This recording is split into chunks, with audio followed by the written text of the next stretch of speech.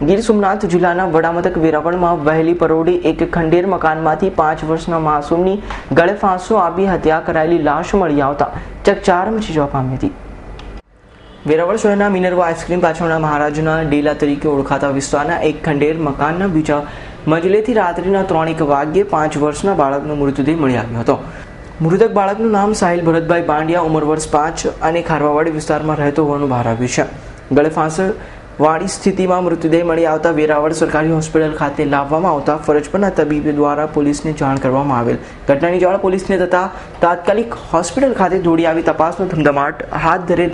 પ્રથમ દ્રષ્ટિએ હત્યાનો બનાવ હોવાનું જાણતા ઝીણવટભરી તપાસ હાથ ધરવામાં આવી છે અને FSNની ટીમની મદદ લઈ હત્યાનો ભેદ ઉકેલવા પોલીસે કવાયત હાથ ધરી છે.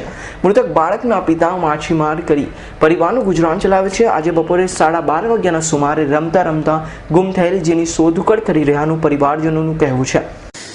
अभी 3 बजे 3:30 बजे के आसपास 5 साल के बच्चे का डेड बॉडी लोग लेके आए और ऐसी आशंका है लोगों की कि उसकी हत्या हुई है और ऊपर से देखने से ऐसे स्ट्रैंगुलेशन का केस है.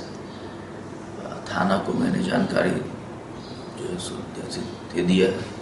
वो इन्क्वेस्ट आएगा, उसके बाद अर्ली इन द मॉर्निंग हम लोग उसका PM करने के लिए जाएंगे. 2 डॉक्टर PM करेंगे. राकेश परटवानु report S9 news Gir Somnath.